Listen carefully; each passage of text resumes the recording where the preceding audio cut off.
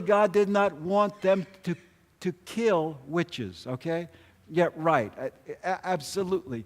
But what we miss in that is that those pilgrims and Puritans knew that if you allow evil to happen, if you allow things to happen contrary to God's will, you invite demons into the nation.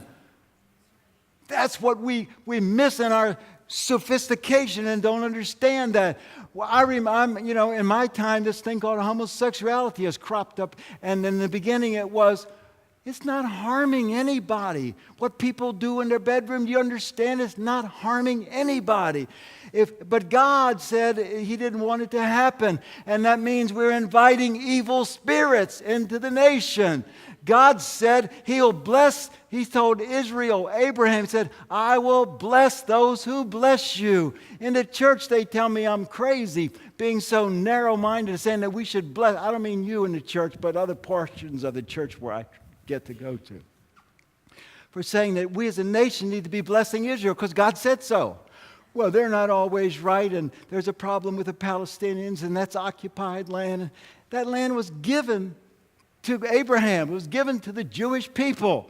And God says He'll bless those who bless. If we choose not to bless them, you understand what's happening. We can't say it doesn't matter. We're inviting evil into our land. Now, Great Britain and the United States are suffering right now because both nations have been resisting God's plans for Israel. Our politicians don't get it. I'm not saying there aren't those that do, but our politicians basically don't get it, that what's happened in the United States now, we're resisting Israel, we're stopping Israel from growing. We're saying, I don't care if you got 12 kids and you need another room in your house. You can't. You can't. We are stopping you. We're telling you no. Britain's telling you no. They made Britain, they made the Department of Israeli Tourism in Great Britain take their signs off the buses that had a picture of the Wailing Wall. That's the Wailing Wall that Solomon built. And they said, you can't have a picture of the Wailing Wall and say that's Israel because it's occupied land. They took it down. And so it's inviting evil. And so British Petroleum now got quite a huge problem, and it's affecting the pensions over in Israel, but nobody thinks has anything to do with the evil forces of darkness. Nobody's worried about that. Just plug the hole. Just blame somebody. Just sue somebody. And here we are in this nation suffering terribly over that, and it's hard to even pray that the thing stop because we have said in this nation, we want oil.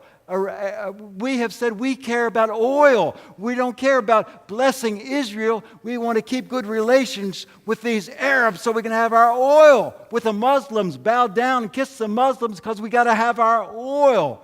Okay? And what does that do? It removes God's protection from us as we're stepping out to liberty. Lets the enemy come in and blow up wells and do whatever it takes. He's the one and we blame God for that.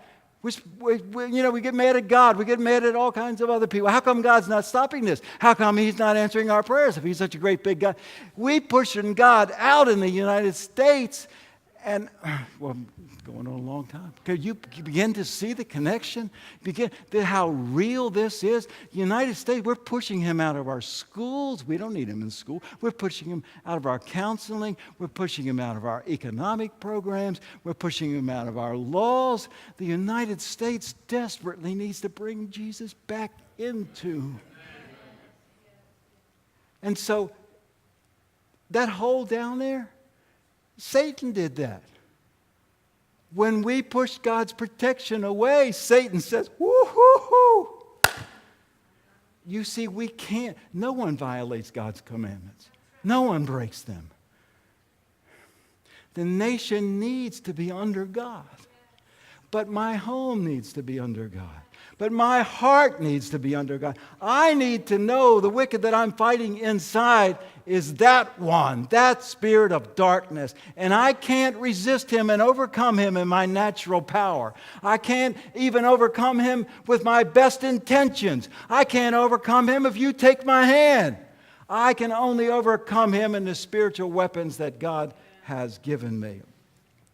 So I've already introduced the fact that this is a topsy-turvy story that we're reading here. Because back in Luke, after the guy is set free, Jesus set him free. He goes and gets clothes on. He was naked. He goes and gets clothes on, and he's right-minded, and he wants to follow Jesus. The people of the town come out, and look at their response. We got that? And all the people of the country of the Gerasenes and the surrounding district asked him to leave them. Asked Jesus to leave them. That's what the United States is doing.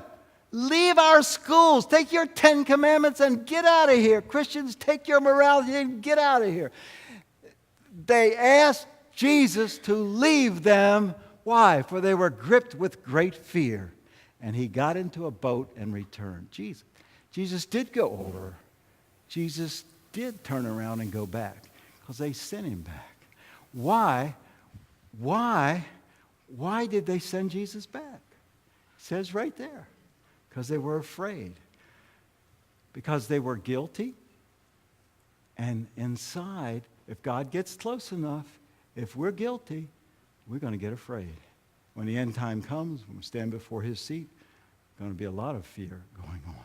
But Jesus got close, and they were guilty. They were saying, we can have our nation any way we want to have it. We don't have to follow God.